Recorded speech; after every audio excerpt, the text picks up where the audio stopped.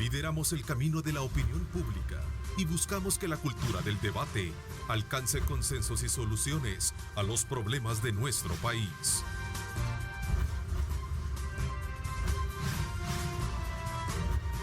Diálogo con Ernesto López, edición especial. Gracias, muy buenos días. Hoy es viernes 21 de agosto del año 2020. Estamos en la edición especial de Diálogo 21, los días viernes con nuestros panelistas y este servidor, para analizar los temas de coyuntura política. Y también quiero aprovechar pues para ya dar la noticia que el día lunes ya Ernesto se reincorpora al programa, retoma la función como esta. Quiero darle los agradecimientos a compañeros del panel, también a todos nuestros invitados por haberme permitido moderar durante estas 2 semanas. Creo que esta mañana va a ser sumamente interesante por los temas que vamos a abordar. Quisiera empezar este día por hacerles el planteamiento sobre cómo ven ustedes el tema de que la Sala de lo Constitucional haya, dijéramos, dirimido la competencia entre los 2 órganos de Estado, pero hasta este momento, dijéramos, el país no cuenta en realidad todavía con un instrumento jurídico que permita de una manera gradual, racional, una apertura económica, dejando como último recurso la propia autorregulación. ¿Cómo lo ves tú, Carlos? Mira, yo creo que esta resolución, como lo habíamos comentado en días anteriores, para mí viene tarde, ¿verdad? Creo que la oportunidad en este caso era diferente, ¿verdad? Por sus efectos más que todo. Pero independientemente del resultado que vamos a profundizar más adelante, así inicialmente te digo, yo creo que esta resolución al final de cuentas viene como a dar la razón de muchas cosas de las que decíamos, vinculados a las herramientas que necesitaba el órgano ejecutivo para poder administrar mejor esta pandemia. O sea, la sala, si tú revisas diferentes bueno, de hecho aspectos, así lo reconoce la sala, considerando que es un buen instrumento. Claro, claro, o sea, es que el decreto 661 era un documento integral en un amplio esfuerzo público junto a funcionarios de gobierno que construyeron esa solución, porque no solo toca aspectos económicos, sino que toca el aspecto de la emergencia, el aspecto de cuarentena focalizada y muchas otras cosas que permitían de verdad administrar adecuadamente la pandemia. Déjame decirte algo que lo comentamos hace poco con Marvin. Cuando terminó la cuarentena, y que en teoría esta herramienta debería haber sido tomada para administrar lo que venía, allá por junio, finales de junio, mediados de junio, los casos positivos eran como 3,000 y tantos. Se deja la cuarentena, no entra en vigencia este instrumento que se le había dado al presidente, y en estos 2 meses tenemos 20,000 casos más.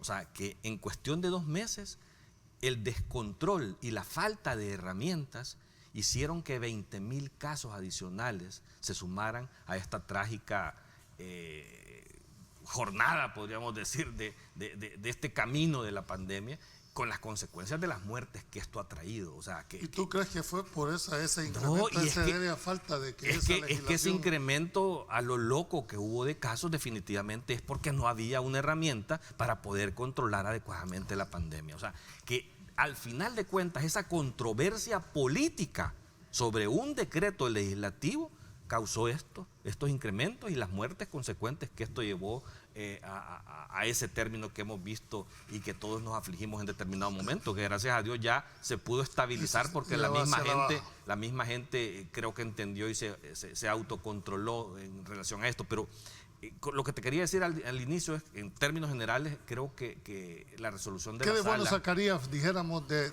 Es que te deja muy buenas herramientas. Primero porque de alguna manera le está hablando sobre el uso excesivo que hizo el presidente o que hace el presidente sobre el veto. Pero a pesar de que no eso lo está limitando, no lo limita, constitucional. pero hace, o sea, yo lo que voy es la explicación que hace la resolución de la sala sobre ese uso excesivo con una clara intención de no hacer efectivas un decreto legislativo o de dilatarlos en el tiempo con un objetivo político, que no es un objetivo técnico, porque sus argumentos absolutamente no tienen ningún sentido cuando hacen uso de ese tipo de herramientas. Y también creo que le hace una serie de observaciones la resolución que sirven, por decirte, hay un apartado que tiene sobre efectos electorales también de los funcionarios públicos, de que tengan que tener cuidado porque una inadecuada observancia de los funcionarios públicos a las resoluciones de la sala puede derivar en una consecuencia electoral porque tocaría el tema de la honradez notoria y que le advierte al tribunal que lo tome en cuenta que si esto no es efectivo, porque también le mandata a los funcionarios públicos de que colaboren con la Asamblea Legislativa para poder construir la nueva solución que les ha planteado. Entonces, hay varias herramientas ahí que independientemente del contexto general del decreto 661, que ya en este momento creo que no tiene mayor sentido, ¿ya? Porque ya no hay una emergencia, o sea, hablo de la emergencia de la declaratoria, del impacto que tenía en su momento, las fases están totalmente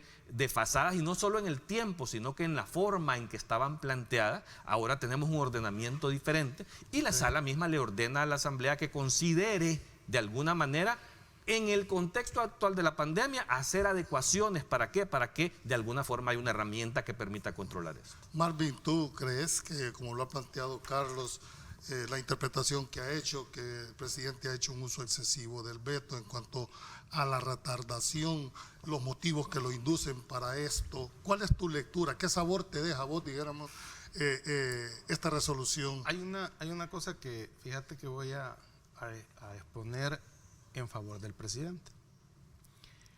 Lo discutimos aquí durante todo este proceso que hemos hablado de que hasta que no fallara la sala no íbamos a tener el punto final de esta discusión. Y es que en el país no hay una ley de estado de excepción. Es una de las deudas que tiene la Asamblea Legislativa en casi 40 años que tiene la Constitución, que no la han promulgado. Que el presidente utilizara de manera, digamos, ¿verdad?, como dice la sentencia, irracional, ¿verdad?, o en sal, ¿verdad?, es decir, saldo repartiendo vetos cada vez que pudiera, es otra situación que el país ya la vivió. La vivió con Paco Flores. ¿Te acuerdas? Le llamaban Paco Veto, ¿verdad? Porque vetaba. Y esa, digamos, esa chorrera de vetos de Paco Flores, fue, digamos, consecuencia también de una, si tú quieres, confrontación con la Asamblea Legislativa. La Asamblea le aprobaba, le superaba vetos, el otro los vetaba. Entonces, ya ha pasado eso. Lo que pasa es que nuestra clase política no entiende que, y tú que eres abogado, ¿va?, y yo, abogado arrepentido, es que en el sistema, si no está escrito en la ley, no lo aplico. O sea, aquí llegamos a un momento, fíjate, que la Constitución declaraba el derecho universal para todos los salvadoreños, pero las mujeres tenían prohibido votar, porque en la ley secundaria no se regulaba el voto femenino, por ejemplo. Entonces, esa tradición perversa, jurídica, salvadoreña, que si no está escrito ahí, yo como aplicador de la ley o funcionario no la aplico, porque ahí no dice, entonces es lo que nos tiene en eso de esa chorrera de vetos. La Asamblea Legislativa, bueno, esta me imagino ya no lo va a hacer, pero la próxima debería de tener ese reto de crear una ley de estado de excepción donde se regule cómo se va a convocar el estado de excepción cuando sea una rebelión, una sedición, un motín, pero un eso ya está levantamiento. regulado. Ya está en la Constitución. En el Código Penal está. Lo que pasa es que al presidente no le gusta que sea la Asamblea. Pero no te dice qué hacer en caso de epidemia, de pandemia. O sea, lo que hay ahí en la Constitución es... Costa Rica sí lo tiene regulado en un tema a eso me refiero. de eso. Es que acordate que en este país te pueden meter preso porque le caes mal a alguien.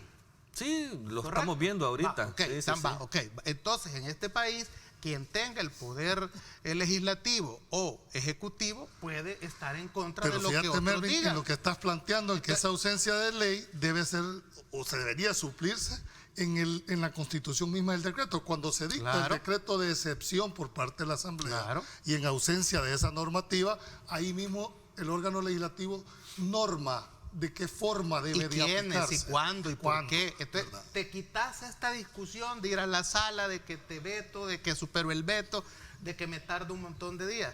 Porque, digamos, tú ponías el caso Tico, perfecto. O sea, porque en este país, por las mismas, digamos, tendencias a polarizar, ¿verdad?, que hay entre la clase política, vas a acabar en un momento determinado en esta misma. Ya le pasó con Paco Flores, hoy ha vuelto a suceder. ¿Qué Pero, te dice Marvin, que más adelante? es que lo que genera la controversia. Quita los nombres. ¿Qué te dice que más adelante va a estar? Vaya, vamos a poner algo bastante hipotético, va. Vamos, y nuestro tiempo van a ser los partidos mayoritarios, se van a pelear también por eso. Entonces, ¿verdad?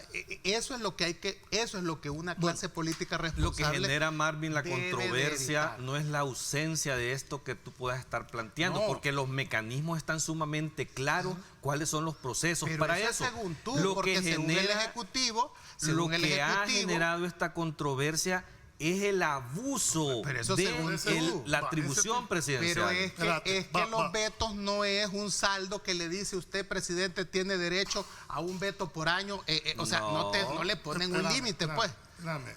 Yo creo que aquí siempre va a haber como esa intención en la interpretación, en la subjetividad, en la aplicación, Exacto. en el uso excesivo, etcétera, Exacto, etcétera. exacto. Pero para eso están también los mecanismos de control. Claro. Es decir, si hay un uso del veto por manera constitucional, entra a funcionar el otro órgano de Estado. Claro, ¿qué es lo que ha la pasado? sala, ¿qué es lo que pasó ahorita? Tarde. ¿Qué es lo único que se Pero ha cuestiona? pasado. La oportunidad en cuanto a la resolución. Porque Exactamente. si esto hubiera sido hace un mes, la cuestión hubiera cambiado. Exactamente. Yo quiero hacerles el planteamiento para que sobre esta base, porque hay una confusión dentro de la... Para efectos eminentemente prácticos, ya no jurídicos, no tenemos ninguna normativa. El decreto 661, como muy bien lo plantearon aquí, no solo era, dijéramos, para regular el tema específico médico, tenía otras, incluso contenía, creo que en el artículo 13, ¿verdad?, el tema de una ley de emergencia. Hacía declaratoria de emergencia. Hacía una declaratoria de emergencia. Entonces, no solo ese lado, pero para los que nos están viendo la ciudadanía, no hay ley ahorita. El proceso de formación de ley tiene dos etapas. La parte legislativa, donde se creó el decreto, y en el proceso de esa formación de ley, para que se convierta como tal, necesita la sanción del presidente, su promulgación y su publicación. Esa etapa del proceso de formación de ley no se dio producto del veto. Ahora, cuando la sala resuelve la constitucionalidad, dándole, dijéramos, la razón al órgano legislativo, le ordena que continúe el proceso de formación de ley. ¿Cuánto le ha dado? ¿8 o 15 días? A eso voy. La misma resolución te dice, señor presidente, dada la emergencia que esto significa, la situación que está, sanciónelo de manera ágil, inmediata. Y si eso no se da, le regula lo que ya está en los plazos. Lo que ya está en los plazos. Sí. Le dice, mire, en el caso de la sanción suya, si Tiene no 8 lo días. hace en 8 días, se la presumo.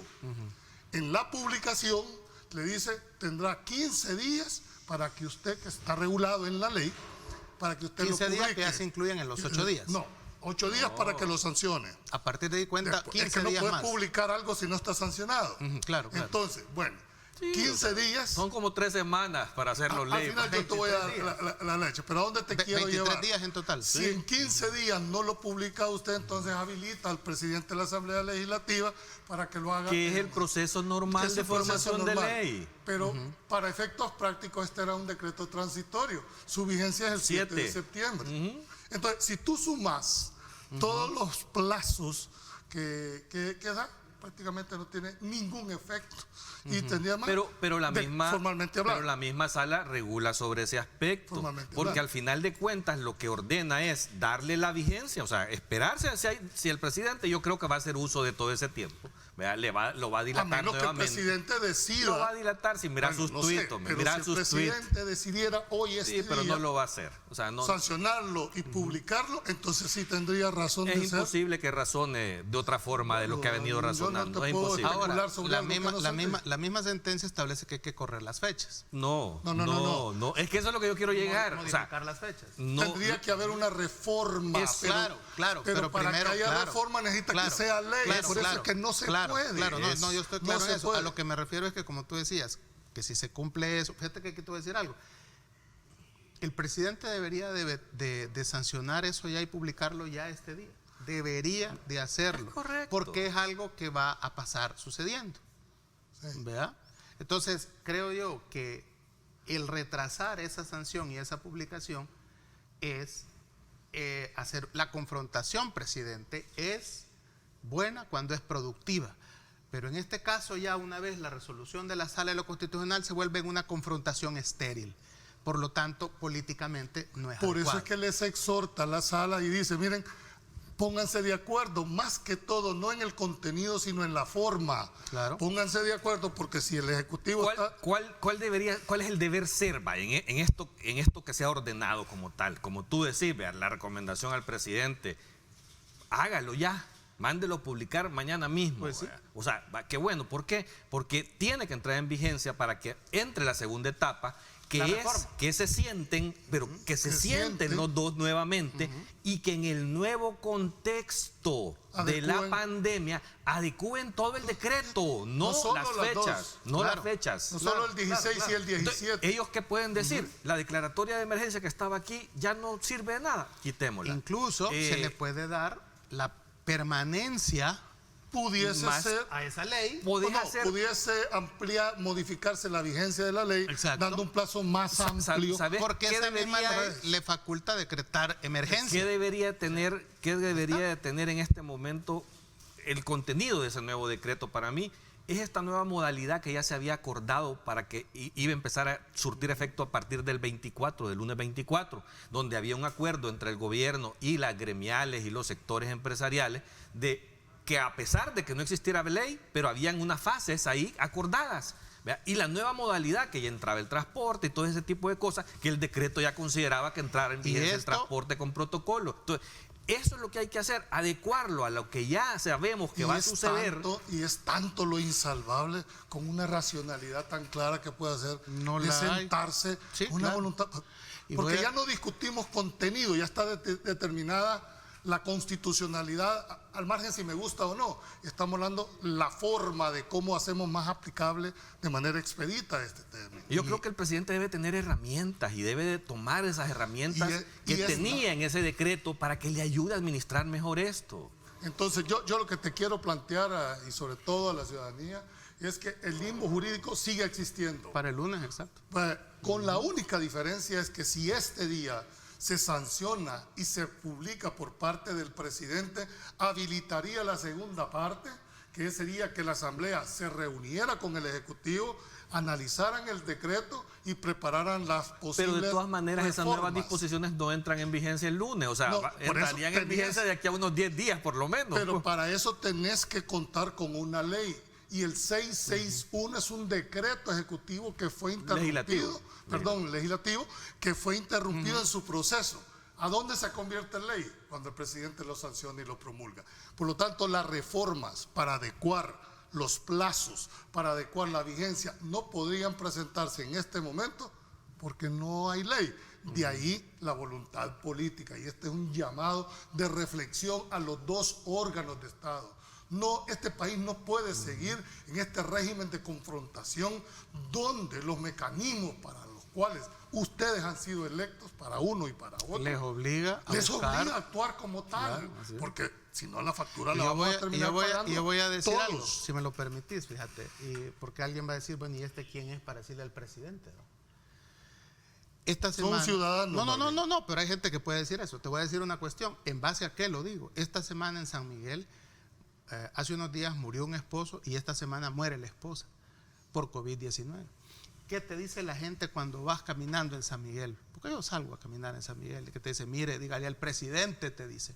¿Y por qué te lo que ya, pues identifica? pues sí, porque me identifica. Mire, dígale al presidente que ya pare este problema. Aquí la gente se está muriendo. Y revisar los datos de las encuestas en San Miguel, cómo está.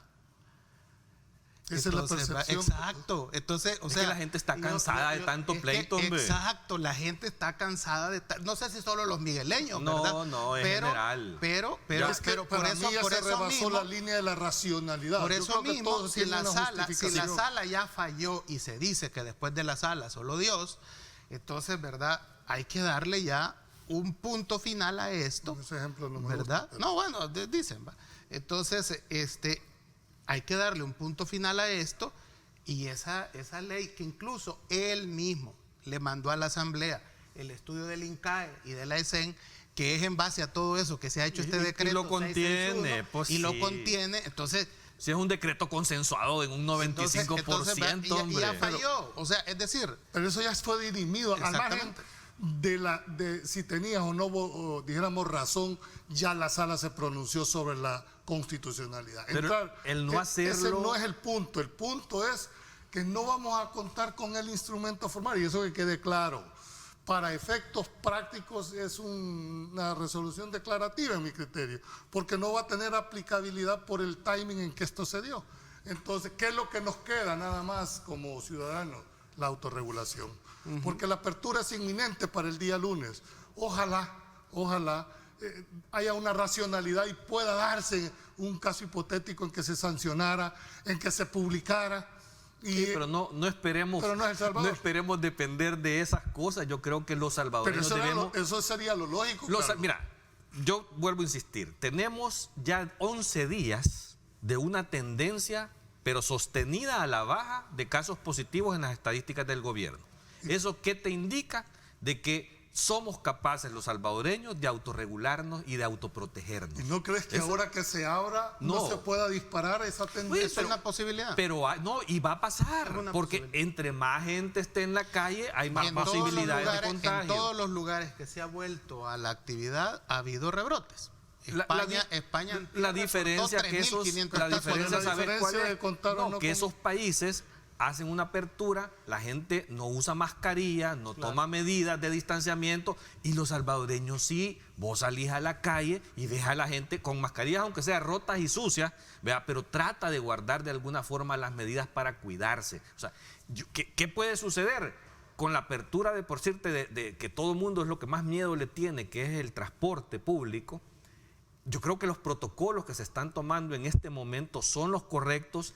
No sé si has visto los ayudas y los apoyos. El alcalde de San Salvador, Ernesto Mason, ya lanzó un plan sobre el tema del transporte, donde van a estar dando todo un apoyo para poder separar la gente en las filas, para poder sanitizar las unidades, para poder dar mascarillas a la gente que va a abordar las unidades de transporte. Entonces, yo creo que posiblemente, si lo hacen bien y lo aplican bien, todo este plan de transporte que se está manejando, es posible que hasta bajen más los contagios, porque hoy la gente se está transportando en medios ilegales y hacinados, que posiblemente hasta más se contagian como está la situación en este momento. O sea, yo creo que sí hay esperanza. Mira, la gente ya estaba clara, los números de casos estaban bajando, las alcaldías algunas trabajando en los territorios para ayudar a bajarlos.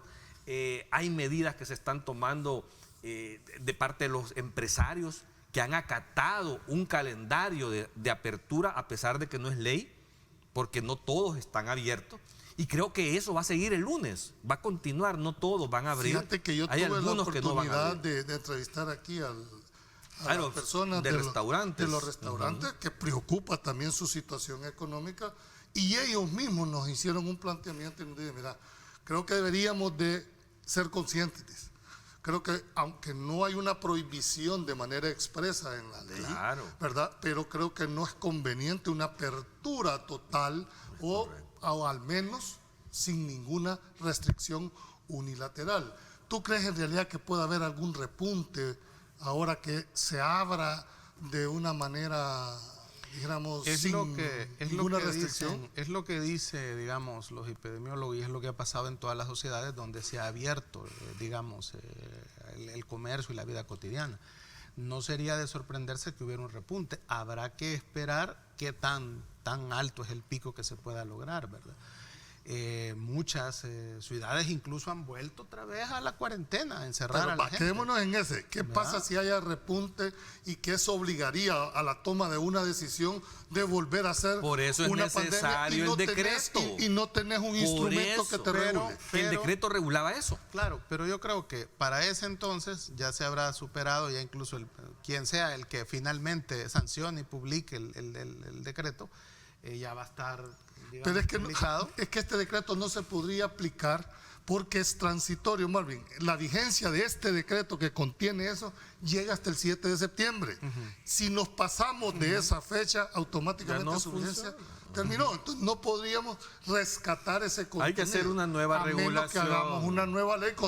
Para eso es, y esto es lo que yo quiero resaltar del tema, creo que debe haber un diálogo institucional. Es que ese es el tema de fondo. O sea, el tema no es si a mí me caes bien o me caes mal. El tema es que hay no es obligación ser diálogo. chero, hombre. Es que no llegas a ser amigos. Yo lo que estoy diciendo es que tiene que haber un mínimo de diálogo institucional, mandar a las personas con menos empatía con los demás. Entonces, creo que eso debería ser como el rol nuestro, hacer un llamado, dijéramos, a ese diálogo y decir que tanta falta le hace al país. Bueno, pero eso lo dijo aquí, te lo dijo René Portillo Cuadra, ¿te acuerdas? Esta semana lo tuviste, te dijo, sí, tuvimos a 3 diputados. Hay una confrontación, te dijo, y te la reconoció directamente con el Ejecutivo. Entonces y eso es lo más conveniente para el país. Lo que sucede es de que esa es la clase política que tenés.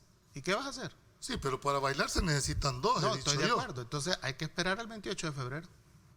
¿Tú crees que el país va a aguantar hasta ahí? Pero es que mira, eso que acaba de decir Marvin es precisamente lo que nos tiene así como estamos. Estoy de acuerdo, pero ¿qué te ¿Por queda? qué? Porque es tan evidente. Esa es la real política. Es tan evidente la intención del presidente de la República de que sus actuaciones vinculadas a toda esta controversia y confrontación, no de este decreto en general, tiene que ver con el 28 de febrero. O sea, pero lo mismo te pueden decir que los diputados están pensando también en el 28 de febrero. Yo ahí te invitaría, hagamos una evaluación y pongamos sobre la mesa las actuaciones de la Asamblea Legislativa versus las actuaciones del órgano ejecutivo. Veamos qué han aprobado, qué han facilitado. El 28 de febrero. La elección de la Corte de Cuentas de la República. Ese es un punto que lo traemos. Ya lo vamos a hablar. Ya lo vamos a aclarar. Pero quiero volver al tema. O sea, hagamos una evaluación de las actuaciones de los dos órganos de Estado. ¿Qué ha hecho la Asamblea? Veamos cuál es el escáner de este, y ahí te vas a dar cuenta de que hay una controversia, hay una confrontación, pero es que hay uno que es el que ha dinamitado los puentes, con una clara intención política electoral. Esa es la interpretación que hace Carlos si te dice, bueno, mire, en la balanza de las acciones pesa más, dijéramos, la actitud que ha mostrado la Asamblea Legislativa. En tu interpretación, ¿cómo ves esa balanza? ¿Está inclinada hacia la Asamblea Legislativa o se inclina porque el presidente ha dicho, mire, yo no tengo, digamos, la correlación de fuerzas suficientes en la Asamblea Legislativa para tener el mínimo tema de gobernabilidad? Sí, es que hay una cuestión. Quien lleva el mayor peso, digamos, del costo político de la confrontación es la Asamblea Legislativa, porque son, por decirlo así, aunque la Constitución te dice que quien está obligado a buscar es... De acuerdo, pero la percepción, te digo, de la gente, ¿va? Que eso es bien importante en política. Sí, pero eso todo depende de cómo use yo la comunicación. Bueno, entonces el problema es que la Asamblea usa mal las comunicaciones. ¿Y cómo? Pues también la Asamblea no tiene partida secreta para pautar en los medios y para poder presionar a los medios de comunicación. Pero tienen gastos administrativos. No lo hacen. ¿Cuánto lleva tu fracción de gastos administrativos? Son más regulados que cualquier otro. De acuerdo, pero ¿cuánto tiene tu fracción de gastos administrativos? En la Asamblea todo está destapado. Pues sí, no, por eso mismo. ¿Cuánto tiene de gastos? Pues sí, ¿y cuánto es el presupuesto para una política comunicacional? ¿Cuánto es el presupuesto de la Asamblea versus el gobierno? Pero hay una realidad en esto. A eso es lo que yo quiero explicar. ¿Cuál es la realidad? La responsabilidad es de los dos, del Ejecutivo y el Legislativo. Lo que sucede es que, si tú quieres, en la percepción de la gente, por las comunicaciones, quienes tienen la mayor responsabilidad son los diputados porque son, son los cara que, visible. y son los que más han estado en política, Son más que los el que Y Ejecutivo. los más escrutados, hay que decirlo con Y toda son los que más ataca al presidente con todo su Bueno, aparato de comunicación. Pero también Bueno, ellos no. no se dejan ayudar. Sí, o sea, No, eso es otra cosa, pero si tú me claro, dices que eso pesa el ataque también. permanente que se tiene con un sea, aparato de comunicación pues sí. comprado por la pauta, por el dinero de casa presidencial. Pero si la realidad fuera otra, ¿verdad? La que los mismos diputados practicaran, en muchos aspectos, ¿verdad? Quizás la percepción de la ciudadanía fuera otra. Niño que llorón. Exacto, y los diputados tendrían toda la fuerza moral y civil para poder ser al revés, ¿verdad? Exigirle al Ejecutivo. Aquí hemos visto, tú sabes, por ejemplo, el último periodo legislativo que tocó enfrentar a Napoleón Duarte, que lo controló Arena, ¿te acuerdas? Para 1989, era una asamblea ya en manos de Arena, ¿verdad? Y el PCN, que doblegaron al Ejecutivo, ¿verdad? ¿Qué hacían? Lo mandaban a llamar a cada rato, los interpelaban, le hicieron una comisión para investigar, se llamó Comisión Anticorrupción, fíjate que la presidió el coronel Bueno, Ochoa que también Pérez. vamos a tocar ese punto de la Por eso, creación. entonces, esto que estamos viendo ya ha pasado, pues, o sea, no es nuevo, pues. Se repite la historia. Claro, la historia no es una línea ¿Y recta. no estaríamos condenados Eso, a repetirla? el mismo resultado de lo que hemos pasado. Ok. Por eso es necesario que esta nueva generación de políticos efectivamente rompa ese círculo vicioso que la historia nos dice que ha habido en este país. Ok. Cuando regresemos, después de nuestra pauta comercial, entraremos a analizar precisamente las causas de la percepción de la ciudadanía. El día de ayer fue electa la Corte de Cuentas de la República en un madrugón, en una hora en que debió haberse hecho de una manera más accesible hacia todos, pero cuando regresemos vamos a hacer el análisis de este interesante tema. No nos cambia, regresamos en Diálogo 21.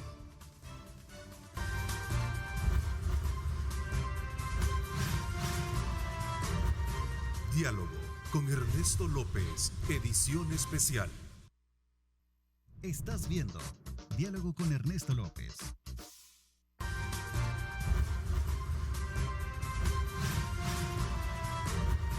Diálogo con Ernesto López, edición especial. Gracias por continuar en Diálogo 21. El día de ayer nos tuvimos que enterar por los medios, se eligió la Corte de Cuentas de la República. Y esto lo que deja claramente la urgente necesidad de normar en el reglamento interior de la Asamblea Legislativa los procedimientos claros, expeditos para las elecciones de segundo grado. Creo que esa es una deuda que debe de establecerse para esto. Y antes de que se me pase por alto, porque le estoy viendo aquí la cara a varios, se nos olvidó mandarle este día cumpleaños a Ernesto López, en nombre de su esposa, de sus hijos y de los amigos del panel. Ernesto, te deseamos que pases el mejor de los cumpleaños, que te recuperes y que vengas ya a sentarte a esta silla que es tu casa. Viendo esto y regresando al punto, creo que esto llama la necesidad de contar con un verdadero mecanismo para poder evaluar a las personas que están siendo objetas de esto. Así es que creo que el análisis nuestro debería estar más centrado en la forma, en el proceso, que en las personas, porque al fin y al cabo creo que todos los que han participado tienen el conocimiento para estar donde están. ¿Qué elección te parece, cómo viste tú la elección de la Corte de Cuentas, Marvin? Yo creo que quieren poner lo de la elección de la Corte. Hay un reportaje, parece. De acuerdo, eso es, dijéramos, lo que la nota periodística recoge con respecto a la elección, pero tenemos que hacer el análisis objetivo en este caso sobre el procedimiento utilizado, sobre todo que los que hoy resultaron ya magistrados de la Corte de Cuentas de la República, prácticamente 2 de 3, entiendo yo. Y estas personas, a diferencia de los otros, sí podían ser evaluados, es decir, era un pro o era un contra el hecho de haber designado? Bueno, no sé si van a poner el reportaje, ¿verdad? O para... Sí. Para eso. Bueno, pero mira, no hay sorpresas en esto. O sea, No fue sorpresa, lo hemos dicho en otras, digamos, en otras plataformas mediáticas. O sea, Arena y el FMLN tenían los votos para elegir a la Corte de Cuentas, que se elige con 43 diputados. La acción obviamente es política porque le faltan, digamos, 4 años a la actual administración en el Ejecutivo, y esta es una elección para 3 años, entonces deja, digamos, en alguna medida el control de la auditoría, que tú sabes es la que certifica a la Fiscalía General de la República el posible cometimiento de irregularidades, ilícitos y todo lo que tú quieras. Luego, al hacer eso, Arena y el FMLN son los que tienen, digamos, la mayoría de alcaldías, ¿verdad?, en el país. Entonces ellos dejan protegido también a sus alcaldes. ¿Tú crees que esa es la intencionalidad de haber hecho el día de ayer? Yo no sé si en la ley de creación de la Corte de Cuentas está que el fin último de esta institución es proteger políticos, ¿verdad? Yo no sé si está ahí eso, o es el espíritu, o en los considerandos, ¿verdad?, o en el ánimo de crear la ley, porque esa es la tónica histórica de la Corte de Cuentas. Fíjate que les decía yo en el corte, ¿verdad?, que los diputados, al aprobar de madrugada esto, al ser esto un consenso, digamos, político, entre vamos a agarrar este poder para tener a la administración, al Ejecutivo controlado políticamente, ya sea para seguir extorsionando, que es la palabra, digamos, que hay que utilizar con los políticos nuestros. La extorsión es bien común, ¿verdad?, en esto. En San Miguel ahorita está pasando una extorsión política, ¿va?, interesante, fíjate. Y que es la forma en que se maneja la élite política en este país. Es guardar, ¿verdad?, mi clase política, o si tú quieres, mi corrupto, ¿verdad?, para solo atacar al corrupto del otro. Y decíamos, ¿verdad?, los diputados son magos, son como Mandrake, ¿verdad?, porque yo me acosté anoche, cerré los ojos y me levanté, y cuando los abrí ya teníamos Corte de Cuentas, ¿verdad? O sea, la aparecen de la nada. Pero y esa rotación que hacen, ¿verdad?, esa rotación que hacen, demuestra obviamente que hay un acuerdo político, ¿verdad?, por sustituir, ¿verdad?, relevo, ¿verdad? Hoy va vos, después yo, ¿verdad? Entonces pero siempre con la misma tónica, que es protegerse y tener fiscalizado al Ejecutivo. ¿Es correcto que la Corte de Cuentas fiscalice al Ejecutivo? Es correcto. Pero no lo ha hecho. Debe de hacerlo, y debe de tal vez esta nueva Corte. Y debe de certificar. Pero ni siquiera nuevo, y porque... debe de certificar a la Fiscalía. Pero ¿cuántas certificaciones han hecho? Decime, ¿cuántas certificaciones? Pero también debe de hacerlo con las alcaldías. Con todos los funcionarios. ¿Verdad? Ese es el error de enfoque, Marvin. No solo con los alcaldes, no solo con los funcionarios del Ejecutivo, con todos los funcionarios debería de darse. Con todos. ¿Tú compartís el criterio que tiene Marvin de que la Corte de Cuentas es el instrumento de extorsión para los políticos? Mira, yo no lo veo tan así. O sea, yo lo que... Vámonos a cosas de fondo. Lo hemos dicho, lo hemos discutido, lo hemos propuesto. Cuando hablamos de las reformas a la Constitución, inclusive, parte de lo que nosotros decimos siempre es que una de las cosas que hay que reformar en la Constitución es precisamente la elección de segundo grado, y principalmente sobre la Corte de Cuentas de la República. ¿Por qué? Porque hoy por hoy es de 43 votos y debería de ser de 56. ¿Por qué? Porque con 56 obliga a una negociación en donde todos son parte y le da un poco de mayor independencia a los funcionarios que de alguna forma se pueden estar eligiendo ahí. La Asamblea Legislativa ha hecho uso de las herramientas constitucionales que existen en este momento. Yo más que todo me iría a los procedimientos, a señalar las formas. O sea, la Corte hace poco acaba... Pero ¿por qué hacerlo no de sé. Una manera, Carlos? No lo sé. La hora de cómo sería bueno que inviten a los diputados aquí y les pregunten. No lo sé. No, pero tenés que... ¿Cuál es tu valoración? Si aquí nosotros respetamos, claro que es una elección del diputado, pero ¿por qué hacer cosas buenas que parezcan Y malas. no tanto por la hora, o sea, a mí ese tema de la hora no me preocupa porque ese es el había agregado, un pero el dictamen, procedimiento... había un dictamen desde temprano, o sea, ya se sabía que iba a elegirse, o sea, todo el mundo pudimos ver en los noticieros que había un dictamen de la Comisión Política y quiénes eran los nombres y todo eso. Yo no voy a eso de que la votación por los formalismos de la Asamblea se dio a las 11 de la noche. No, o sea, eso no me preocupa. No, pero es percepción en la ciudad. Sí, pero no es ese el problema de fondo. El problema de fondo es que no se esperaba que el día de ayer hubiera un dictamen, aunque fuera temprano.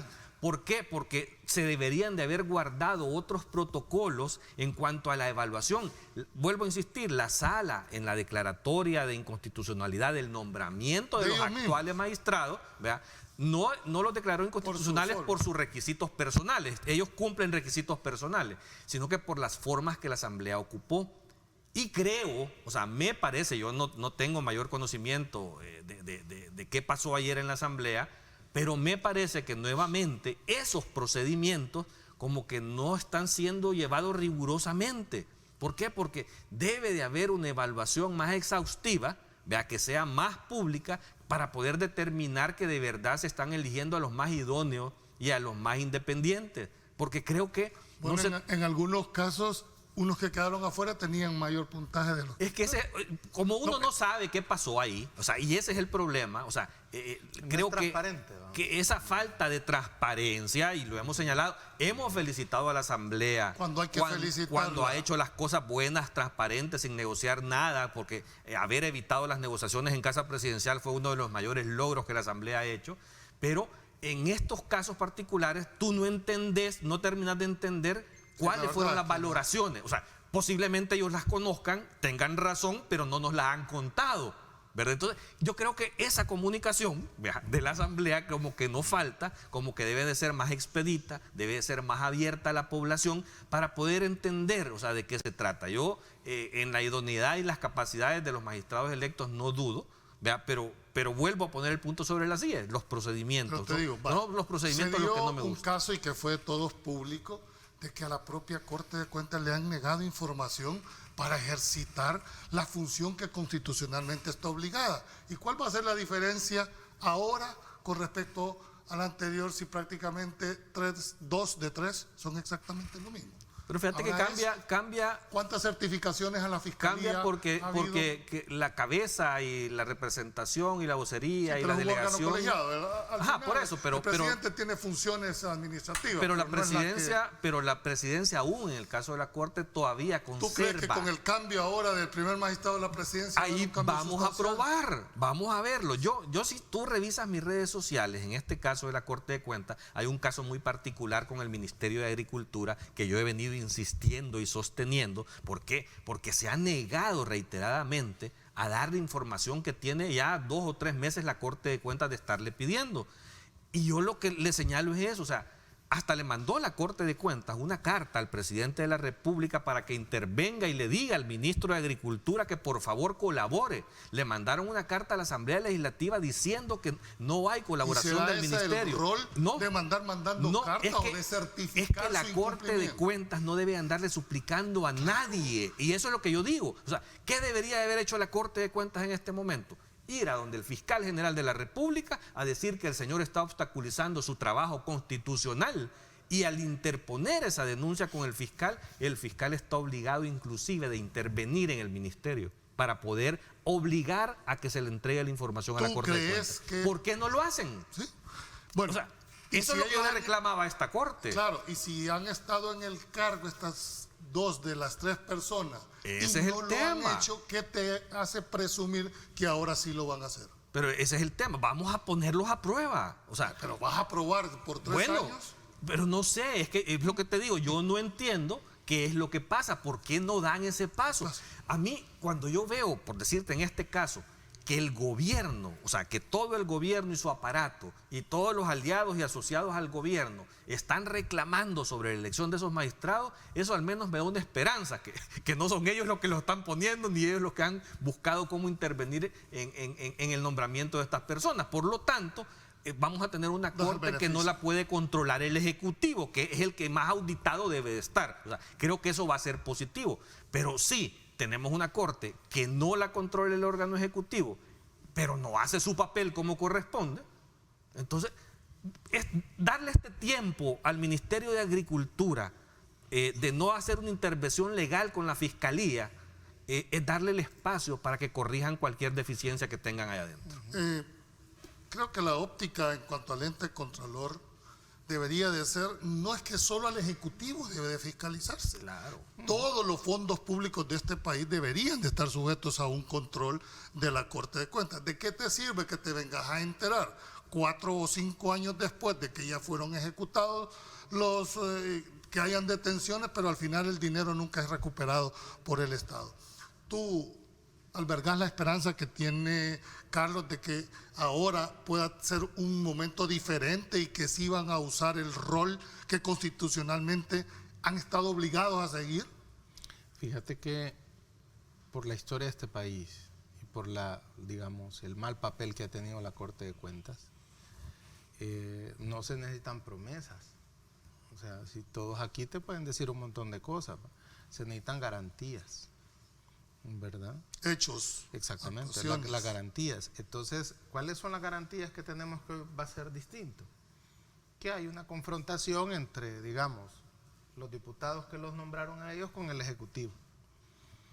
Podríamos decir que esa confrontación va a hacer que este nuevo presidente de la Corte de Cuentas realmente por fin aplique Lo que corresponde. por lo que tú has dicho, ¿va? Que a mi amigo se la interpreto y a mi enemigo se la aplico.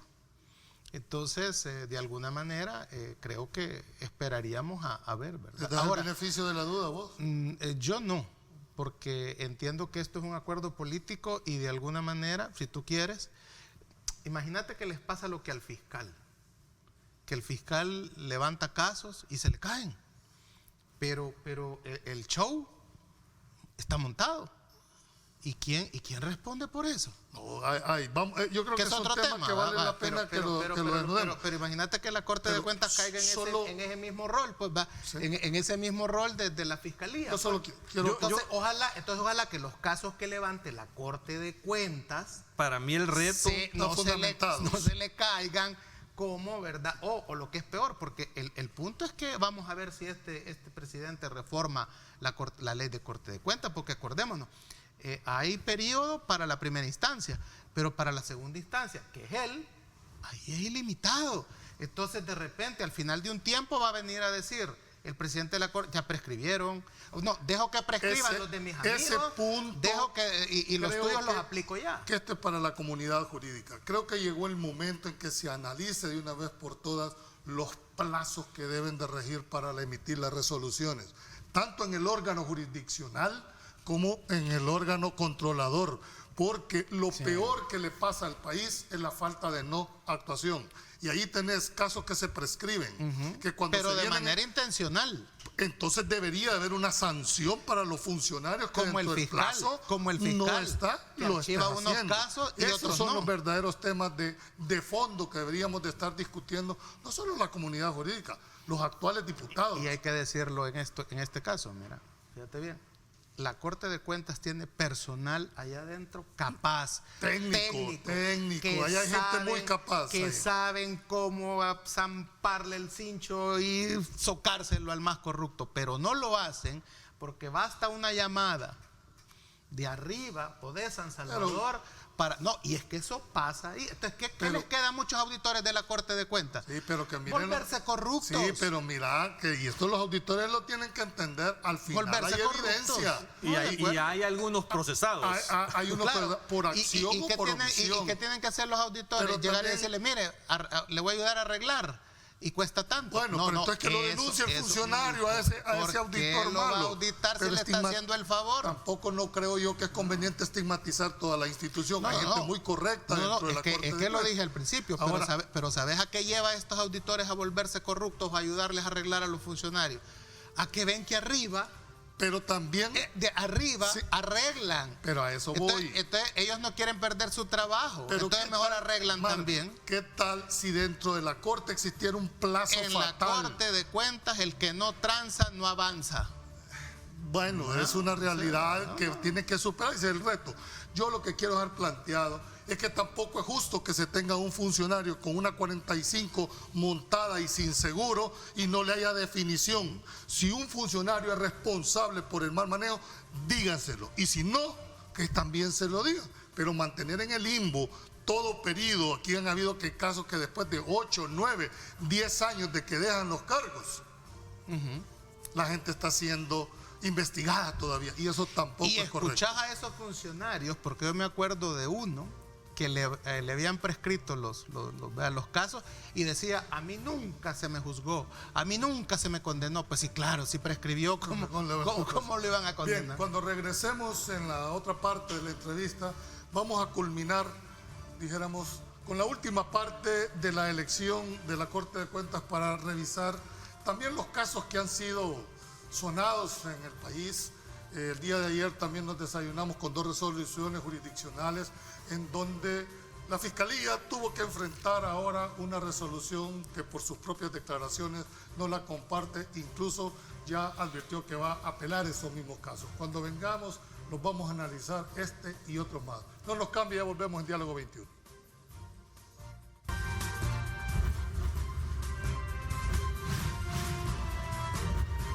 Diálogo con Ernesto López, edición especial.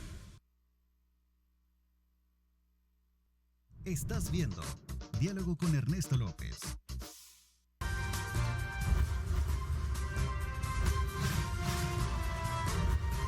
Diálogo con Ernesto López, edición especial.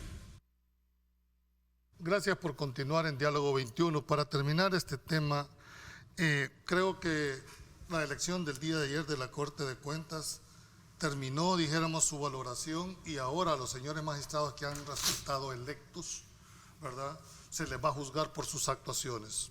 Es decir, yo no puedo más que esperar a que ellos en el ejercicio de esa función se pueda a tener. La independencia de ellos es vital.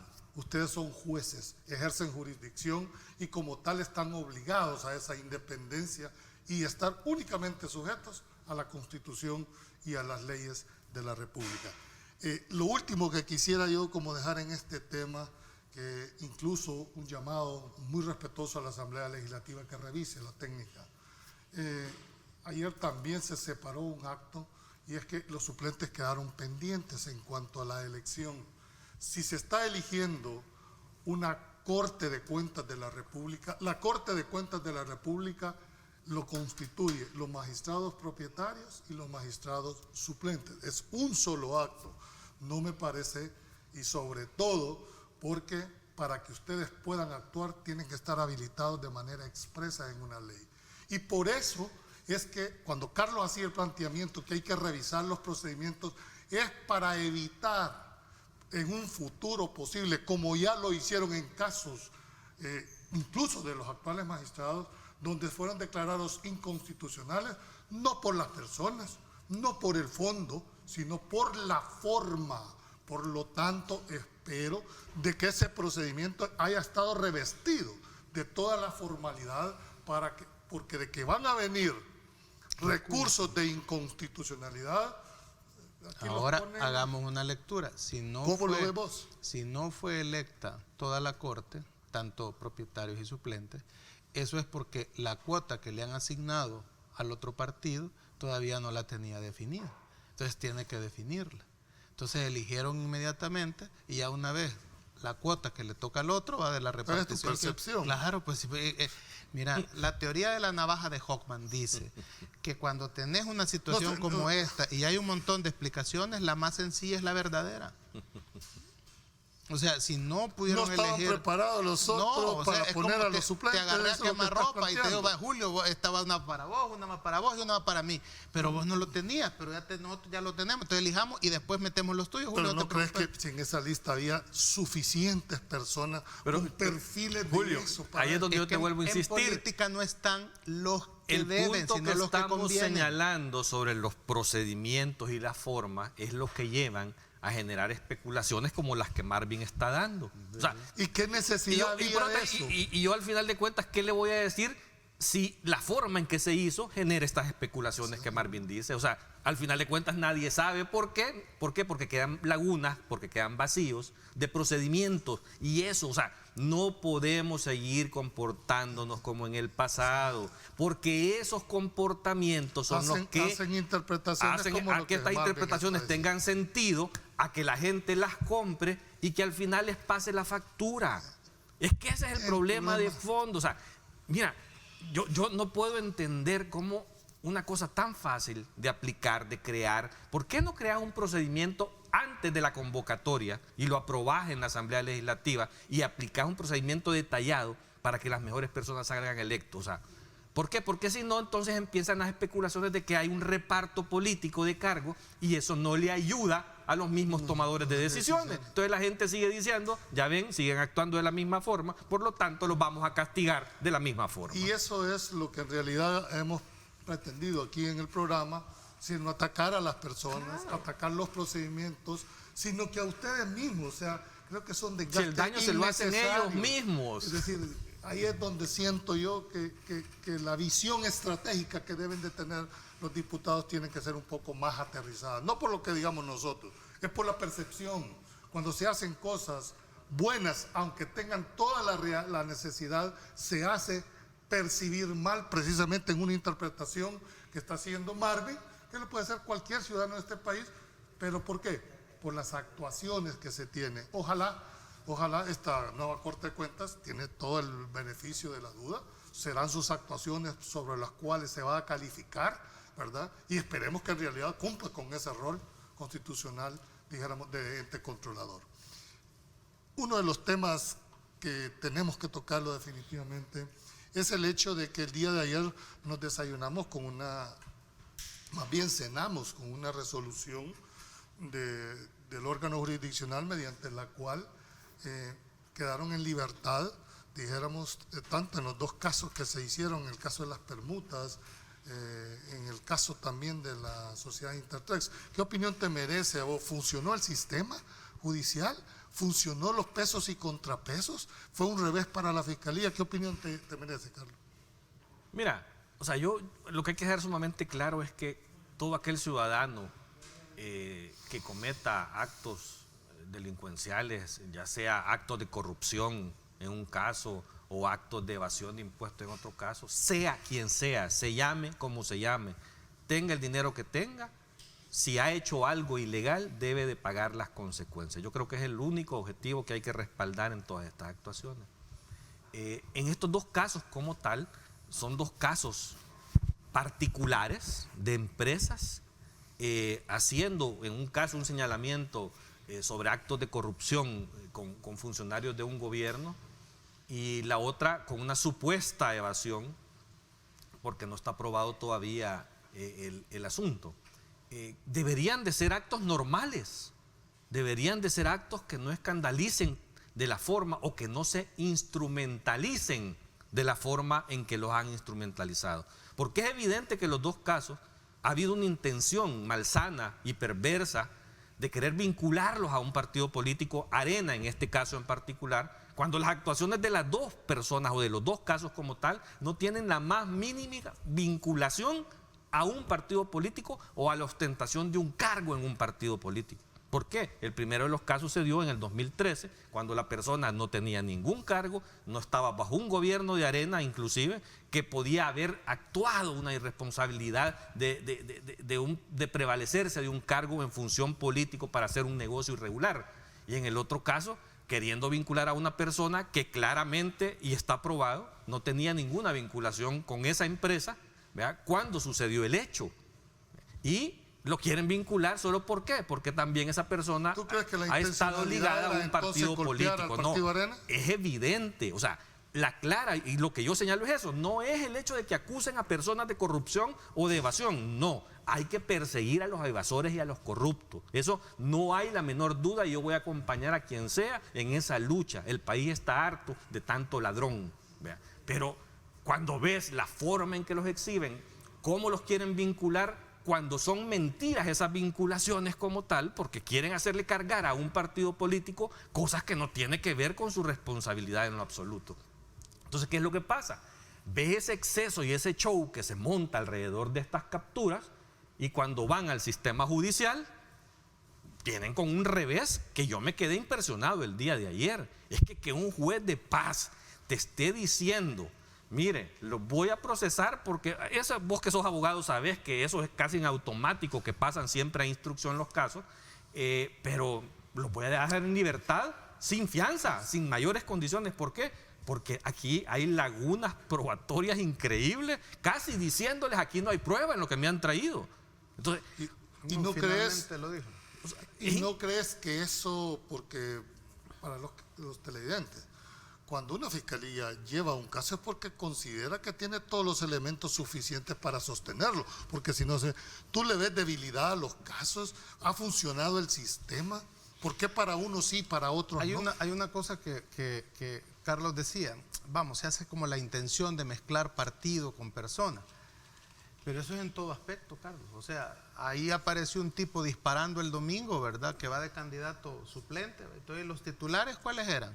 Candidato al partido del suplente partido tal, dispara y lo detiene. y yo no he dicho que es correcto eso. No, es decir, pero hay como esa tendencia. No lo puedes separar. Sí, fíjate que aquí, o sea, es decir, no tú digo no que puedes, sea correcto. tú no puedes separar que yo haya ostentado un cargo. No, pero es que ligárselo al partido un político es otra cosa. No, pero es que aquí viene, un político tiene vida íntima, vida Sí, privada eso no es y el vida problema. pública, ¿verdad? Okay. No secreta. Okay, o sea, exacto. ¿Cuándo nos va a interesar estos tres tipos de vida en la cuestión pública? Nos va a interesar cuando se cometa un delito. A partir de ahí tu vida íntima y privada pero deja Marvin, de ser íntima y privada porque cometiste un delito y vamos pasa a eso, a la esfera vamos pública. a eso, y te quiero traer el caso de Intradexa, la empresa de elevación. Vamos al caso de Gustavo López. Espérame. ¿Quién es? Daura. Es el representante legal y el capturado. Ajá. ¿Y qué tiene que ver Javier Simán en todo eso? Nada. ¿Pero qué? El primero, y eso está demostrado, y revisar las redes, es el presidente de la República el que empieza a vincular a Javier Simán, al grupo Simán, que son un robo de 293 millones, cuando ayer el fiscal tuvo que corregirlo y decir que no era esa cantidad. O sea, ¿y tú crees que un presidente de la República no sabe quién es el que está vinculado a ese caso? Te voy a aceptar algo. Fue un error decir. No fue un error. Fue un error decir la cifra. Fue una mala intención. Fue un error decir la cifra de 993 millones porque se ha demostrado finalmente que eso es falso. Pero eso estaba desde el requerimiento que el ministro hizo. Ya se sabía. Que el dinero a recuperar son 5,3 millones de dólares. La empresa, las personas tienen la capacidad de demandar por difamación y por todo eso al fiscal, al Estado, a quien los haya digamos, difamado por revelar esta cuestión de la cifra. Aquí mucho se ha dicho, ustedes saben que hasta está prohibido decir cuánto vos debés o cuánto no debés. No, pero ese caso no, el caso de evasión no hay problema. Hoy quiero dar... de acuerdo. Ahora, en el caso de Gustavo López Davison, el punto que tenés razón, pasó cuando él no era funcionario de Arena, no eran gobiernos de Arena, pero entonces aquí es donde viene la persona que, sabiendo esta situación, se lanza, ¿verdad? Lo hemos hablado mucho, es de ética, ¿va? Se lanza, él presume su inocencia. Pues sí, entonces, ¿qué diferencia hay entre, y obviamente... ¿Y qué hizo cuando lo señalaron? Se apartó de cargos.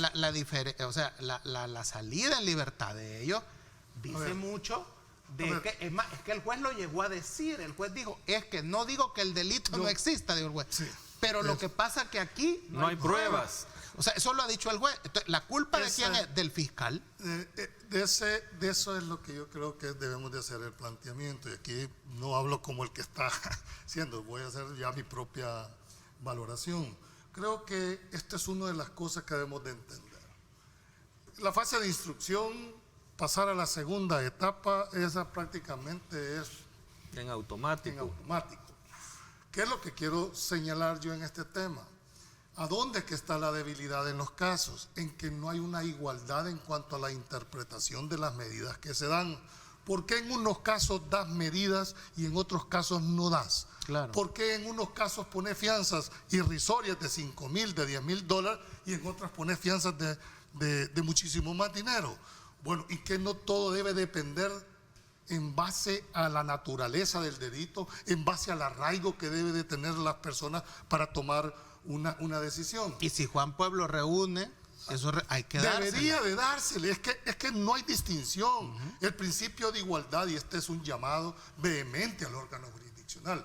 Ustedes saben que la detención provisional es el último mecanismo o recurso que usan los jueces solo cuando en realidad no les merece que... Sí, porque así está diseñado el sistema penal. El sistema del código. Sin embargo, aquí es al revés. La primera medida que se determina... Cárcel. Y yo quiero resaltar el tema. Somos una sociedad represiva, Julio. Sí, pero no es lo que dice,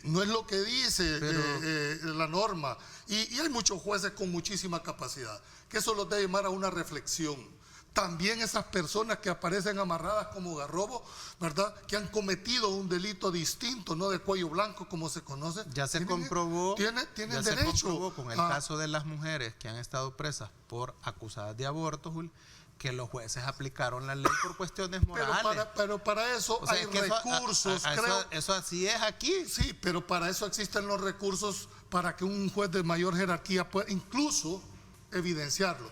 Yo quisiera nada más resaltar el tema de que el principio de la inocencia, que tanto se esgrime y que tanto aquí sacamos, es el hecho de que no solo tener derecho a que se te presuma, sino que se te trate como inocente, que es lo que no han entendido. Y hay Dejen de estar sacando personas amarradas.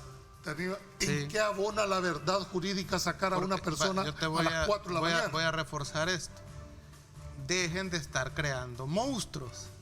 Porque cuando vos acusás a alguien, lo humillás de forma pública y resulta que no tenés las pruebas para eso, estás victimizando a una gente. Bueno, y contá y sumá. Pero hay que decirlo para cerrar. Le están destruyendo su imagen, ¿verdad? Exacto. Y va a llegar un momento en que esto va a dar vuelta.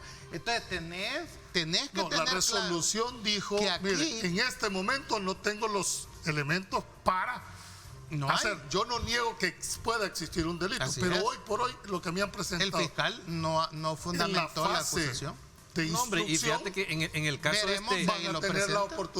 de Intradexa, de la detención del señor Daura, el juez ayer le puso una fianza de $500,000. Pero el tema es que, por un lado, están queriendo hacer ver como que se estaban robando $293,000 cuando la empresa...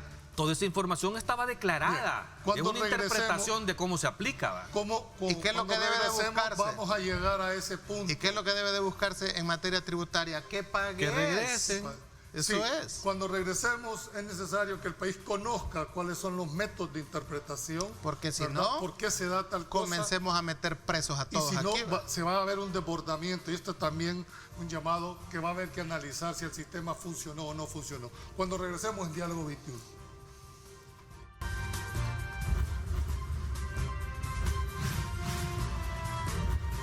Diálogo con Ernesto López, edición especial. Estás viendo Diálogo con Ernesto López.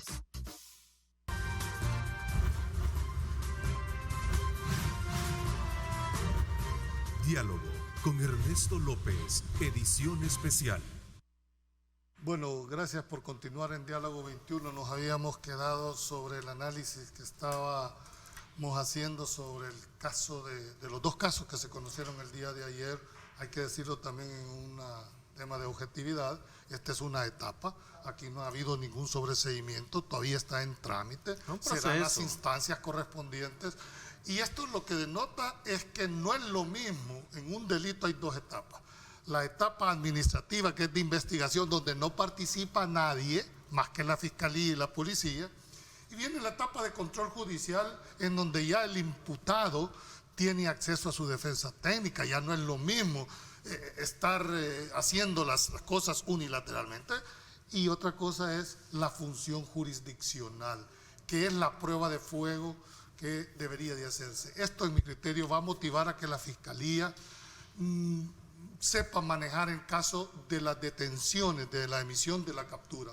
Nadie discute la constitucionalidad o no que tiene la fiscalía, pero en casos tan sonados o con una complejidad tan grande, debe demandarse al tribunal.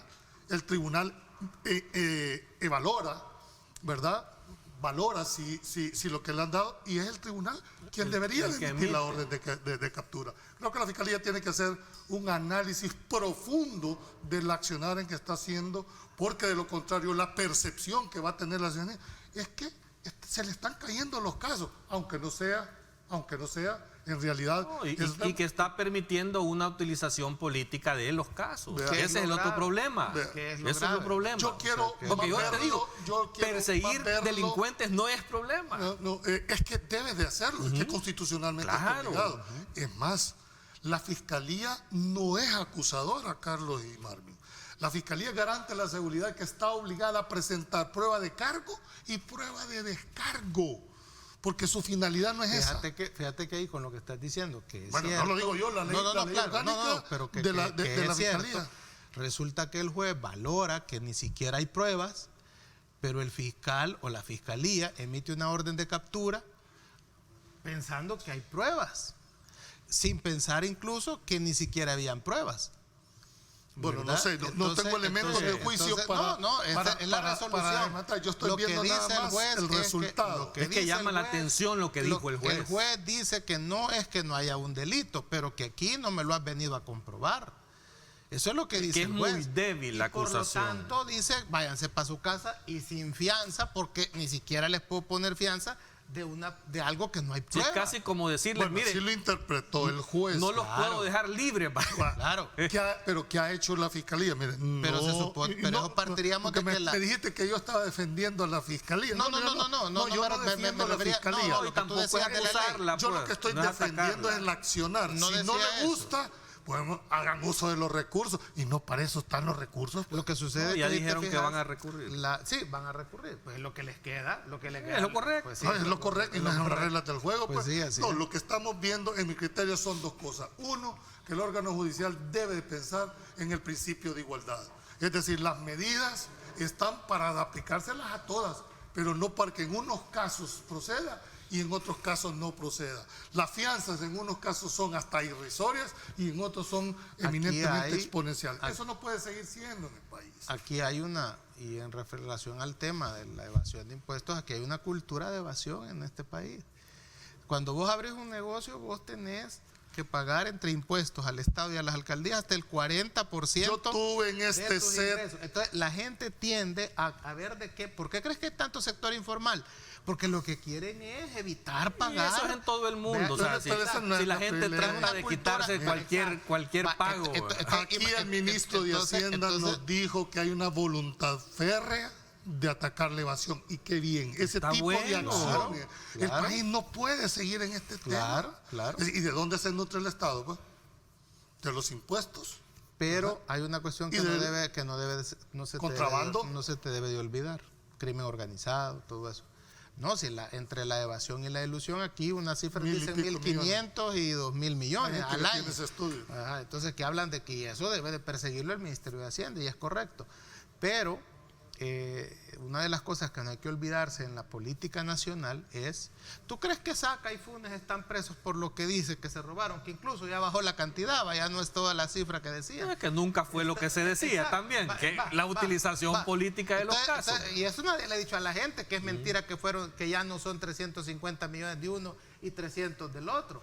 Eso ya bajó, pero nadie habla de eso. Pero la cifra se sigue manejando. Y por eso es que es grave esto que señalaron de esta última empresa. Porque mienten con una cifra y a la gente le queda ese tema ahí. Exacto, hay que tener cuidado en eso. Y en este país, ni Saca ni Funes están presos por eso. Están presos por haberse metido contra una clase y una élite y grupos de interés que finalmente, una vez dejaron el poder, los han llevado al banquillo de los acusados. Entonces, ojo con eso, porque desafortunadamente ¿tú crees que eso fue en realidad el trasfondo de mover eso a una clase, o fueron sus actuaciones? Es que hay una cuestión, es que vos, si estás en el gobierno y me venís a decir a mí, no hagas esto, pero vos lo estás haciendo. Entonces yo lo que voy haciendo, y todos los grupos de interés que tú estás afectando, es sumando. Y cuando te vas de ahí, mira, resulta que vos también hiciste esto. Así es la política, así es la política en este país. En materia pública, los funcionarios son responsables de sus acciones. Exacto. En su carácter personal. Exacto. Si yo pertenezco a un partido político y yo en el ejercicio de mis funciones cometes un delito, lo cometo en mi carácter. ¿Cómo que si los partidos te mandan a robar? Pero estos delincuentes se escudan en el partido político para no protegerse. le sirve de nada. ¿Y qué no estás bien? ¿Te habías tú puesto a pensar que ibas a ver a un expresidente condenado? ¿Te pudiste haber pensado que en un momento determinado exfiscales están siendo procesados? Incluso no. Lo que va a pasar hoy en la Asamblea Legislativa, para los actuales funcionarios. lo que va a pasar hoy en la Asamblea Legislativa, que es la interpelación ese es el último punto que traíamos. Es algo histórico, porque es primera vez que se sienta un ministro de la Defensa a ser interpelado. Cuando regresemos ya así a manera de conclusión en forma rápida este día, es la interpelación del señor ministro de la Defensa, que como muy bien lo planteas, es la primera vez que se interpela a un ministro de la Defensa Nacional. Cuando regresemos en las valoraciones finales, vamos a dar cuál es lo que se espera de esta interpelación. No nos cambie, ya regresamos en Diálogo 21.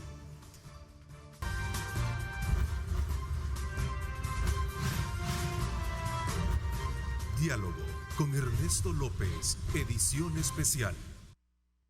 Estás viendo Diálogo con Ernesto López.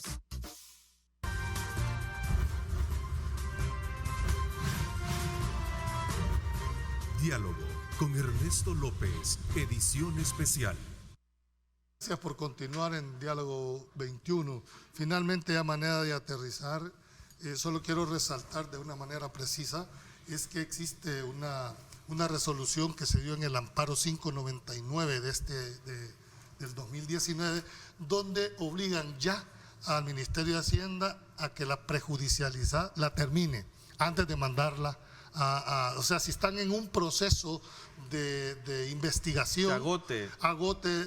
Si bien es cierto, el amparo solo resuelve un tema muy personal, pero sienta una línea jurisprudencial. En ese sentido, pues yo creo que esto como que va normando. Es decir, espérame, para que quede claro, antes de meterme preso y acusarme de evasor, agote toda la instancia administrativa, que determine, y si se determina, entonces, que no sabemos si eso sucedió en este caso. No sabemos, pues no tenemos los elementos. Te digo de esa resolución que aunque en el amparo no es de carácter general, sino que resuelve si se ha violado o no un derecho constitucional a un caso específico, pero va sentando como la línea jurisprudencial en los futuros casos. Dicho esto, yo quisiera decirles, este día tenemos la interpelación por primera vez de un ministro de Seguridad. De defensa. ¿Qué esperan ustedes de manera rápida? De defensa. De defensa. ¿Qué se espera este día para el país en el caso de la interpelación? Rápidamente, porque nos quedan básicamente 3 minutos. ¿Qué esperarías tú este día de parte de la Asamblea Legislativa? Primero, entiendo que Canal 19 va a transmitir posiblemente, ¿verdad?, parte de esta interpelación. Sí, no, el canal legislativo va a estar en vivo también. Que se puede ver, y yo diría, te lo dijo René Portillo Cuadra aquí esta semana, recuerdo cuando te habló de las preguntas que interesan que el ministro, responda, que es quién dio la orden para entrar al hemiciclo de la Asamblea Legislativa, si él va a decir que recibió una orden o él va a asumir, ¿verdad?, la responsabilidad de que él dio la orden. Veremos cómo evade, si no quiere ni decir que recibió la orden o que él dio la orden, cómo explica la acción. No hay que olvidar que la sentencia de la Sala de lo Constitucional dijo que la Fuerza Armada no puede servir para seguridad pública del presidente, por ejemplo, que para eso está el Estado Mayor Presidencial. Entonces el argumento de la seguridad al hemiciclo es también un punto que va a ser de debate muy interesante. Y si es histórico, ¿verdad? Yo se los comentaba en la pausa que en México había una tradición que decía que hay 3 temas que eran intocables en México, que son la Virgen de Guadalupe, el ejército y la familia del presidente. Entonces, pero ya esos temas en México ya se pueden tocar abiertamente. Eso auguras aquí que va. Entonces creo que el ministro de la Defensa se siente que es un juicio político. Yo le deseo a él que ojalá tenga las habilidades políticas para derrotar a los diputados, porque ese es, el juego esto, ¿va? Está claro que no va a ser destituido, porque el presidente ya adelantó que cualquier recomendación de la Asamblea que no es Sí, vinculante, eso no está la va a cumplir. Entonces, pero sí es necesario que el ministro de la Defensa, en el acto histórico de que va a ser interpelado un miembro de su calidad y a la institución a la que pertenece, deje políticamente limpio la actuación de las Fuerzas Armadas en esa interpelación. Él ahí no está representando a Monroy, está representando al Ejército Nacional. Y una de las bases claras del ejército es el honor, es la defensa de la patria. Okay. Y eso es lo que debe de prevalecer para demostrar que no hubo No veo muy mala cizaña convencido a Carlos. ese 9 de febrero. Es que ahí van a juzgar el día de ahora a Merino Monroy, no a la Fuerza Armada. O sea, hay que saber diferenciar eso, porque las erradas decisiones que tomó ese día fueron personales, no fueron institucionales, en su juramento y lealtad al presidente y no al pueblo salvadoreño como tal. ¿Qué es lo que yo veo con esto? El 9 de febrero hubo una toma militar de la Asamblea Legislativa. Este proceso del día de ahora será como el primer paso para determinar responsabilidades sobre eso, porque no solo es el ministro de la Defensa, también está involucrado el director nacional, el de la Policía Nacional Civil, y también el presidente de la República. El presidente de la República llegó al hemiciclo del Congreso a abrir una sesión de la Asamblea Legislativa, y esos son delitos, son actos arbitrarios, porque no le compete a él hacer una cosa de esas. O sea, bueno, ahí hay una responsabilidad también. Esto nada más es para empezar a determinar qué sucedió, porque ya hay una comisión especial abierta en la Asamblea Legislativa que de verdad, donde va a desfilar la prueba suficiente para que el señor fiscal tenga los elementos para poder iniciar un procedimiento de esto. Bien, hemos llegado a la... Solo me permitís una cosa, Sí, felicitar a Ernesto López por su cumpleaños y decirle que qué bueno que no comimos tamales y qué bueno que vamos a comer pastel y esperarlo el próximo viernes. El día lunes estará aquí. Feliz cumpleaños. Ernesto, ¿Cuánto cumple? reiteramos. 75, ¿verdad? Creo que llega a los 61, por ahí anda. Pero bueno, pues ya te es deseamos todo lo mejor. ya es patrimonio histórico a partir de los 60. A ustedes, gracias por sintonizarnos, habernos aguantado estas 2 semanas. Esperamos ya que el día lunes se retome nuevamente ya Ernesto, el Diálogo 21. Y a ustedes esperemos que hayan hecho sus análisis, que esa es una de las finalidades de este programa, que usted, amigo televidente, saque su propia conclusión, no lo que nosotros pensamos o decimos, sino si hemos ayudado a formarles un criterio, aunque sea por pequeño que sea, para la toma de decisiones, habremos cumplido con nuestra misión. Pasen un feliz fin de semana, en nombre del Grupo Megavisión, Dios los bendiga y nos vemos el próximo lunes. Muchas gracias. Lideramos el camino de la opinión pública y buscamos que la cultura del debate alcance consensos y soluciones a los problemas de nuestro país.